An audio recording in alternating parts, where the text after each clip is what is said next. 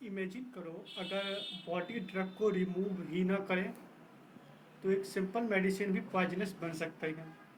तो क्वेश्चन है body drug को कितनी स्पीड से एलिमिनेट करती है। तो आंसर है क्लियरेंस। आज हम तुम्हें क्लियरेंस इतना सिंपल बताऊंगा कि आप लोगों को इजीली अब आ जाएगा, कभी भूल नहीं पाओगे। तो hello guys, welcome back pharma hub. आज हम कवर करने वाले हैं क्लियरेंस क्या होता है, formula, types and clinical importance. अगर आप जीपैड, नाइपर या फार्मा हैला की प्रिपरेशन कर रहे हो तो this video is good for you. तो आप लोग अंतर जरूर देखें। क्लियरेंस बेसिकली बताता है बॉडी कितना plasma per unit time drug से क्लीन हो रही है। सिंपल लैंग्वेज में समझो, बॉडी का क्लीनिंग स्पीड ऑफ ड्रग, तो क्या क्लियरेंस है। अगर इसके डिफिनेशन की बात करते हैं तो डिफिनेशन आता है volume of plasma clear of drug per unit time. Unit होता है लीटर पर आवर। और एक इम्पॉर्टेंट रिलेशंस होते हैं dose rate equal to clearance into CSS। यही कॉन्सेप्ट डोजिंग डिसाइड करता है।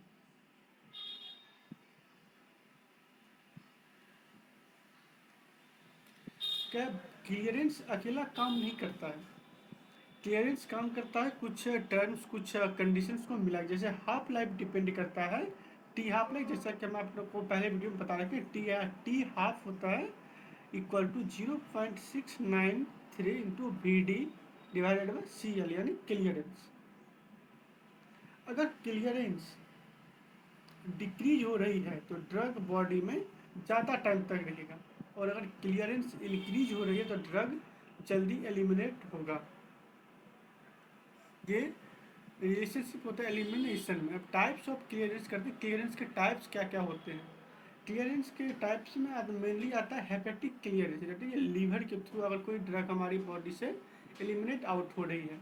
रीनल क्लियरेंस, किडनी, अगर किडनी के थ्रू कोई ड्रग हमारे बॉडी से एलिमिनेट हो रही है, जैसे इसलिए यूरिन के थ्रू।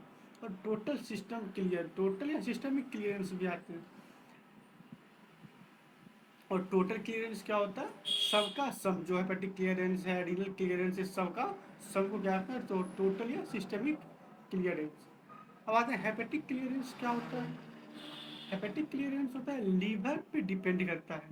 लीवर क्लियरेंस डिपेंड करता है ब्लड फ्लो पे, एंजाइम एक्टिविटी, एंजाइम किस तरह की एक्टिविटी कर रही है, प्रोटीन बाइंडिंग पे, और high excretion drug equal to blood flow dependent and low excretion of drug equal to enzyme dependent. अगर ब्लड का एक्सक्रीशन लो हो, अगर हाई एक्सक्रीशन हो रहे हैं ड्रग के, तो ब्लड फ्लो डिपेंड करता है, और अगर लो हो रहे हैं तो एंजाइम भी डिपेंड करता है।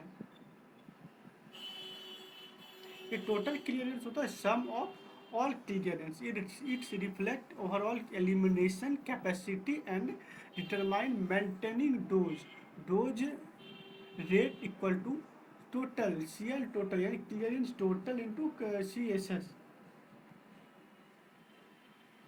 ये वाइवा में बहुत बार आता है, तो आप लोग अच्छे से याद करके जाना। अब क्लियरेंस की कैलकुलेशन मेथड्स क्या क्या होता है, वो पढ़ें क्लियरेंस कैसे कैलकुलेट करा जाता है। तो क्लियरेंस कैलकुलेशन के दो मेथड्स होते हैं, कंपार्टमेंट मॉडल, तो कल कंपार्टमेंट मॉडल होते हैं CL clearance to KE into VT, assume instant distribution into single homogeneous compartment. अगर हम अपने बॉडी को एक कंपार्टमेंट एज्यूम करते हैं तो हम बताते हैं कि अगर ये हमारे टोटल बॉडी कंपार्टमेंट है तो किस कंपार्टमेंट में ड्रग कैसे एलिमिनेट हो रही है, कितनी जा रही है। CL equal to KE into BD use when concentration time profile first mono exponential decay and straight towards dosing calculation. And non compartmental model होता है clearance equal to dose divider A use, कितना हमारे area under curve को, area को वो ले रहा है, ड्रग ले रहा है, इससे वो हमें क्लियरेंस पे क्लियरेंस डिटरमाइन होता है। ये भाई बहुत बार पूछा जाता है, आप लोग इसको अच्छे से याद कर लेना। ये अब होता है नॉन कंपार्टमेंटल अप्रोच क्या होते हैं? नॉन कंपार्टमेंट जैसे कि आपको पता है, use observe AUC and dose without assuming compartment. Clearance of the dose is divided by DUC area under the curve suitable for clinical data and drug complex kinetics. Adjustment follow for limitation of drug. Follow limited drug clearance change with organ blood flow variation for high excretion of drug, partialized perfusion effective, adjust dosing in states arranging hepatic या renal blood flow, जो हमारे blood flow होते हैं उस पर भी हमारे drug की जो लिमिटेशंस होते हैं, ड्रग क्लियरेंस होते हैं, वो डिपेंड करता है बोलते क्लिनिकल एप्लीकेशंस क्या क्या होते हैं, क्लिनिकल इंपॉर्टेंस क्या क्या होते हैं। क्लिनिकल एप्लीकेशन होते हैं रियल लाइफ में सबसे इंपॉर्टेंट होता है डोज एडजस्टमेंट का। डोज एडजस्टमेंट कहते हैं मॉडिफाइड डोज और इंटरवल बेस्ड ऑन मेजर्ड और estimated clearance with targeted compartmental या बॉडी कंसंट्रेशन। तो reduce dose to decrease clearance, organ impairment होता है जो क्लियरेंस को डिक्रीज करते हैं। Increase assumed clearance and scenarios. Second आता है किडनी या लिवर डिजीज में चेंजेज आते हैं, जो किडनी या लिवर डिजीज चेंजेज आते हैं।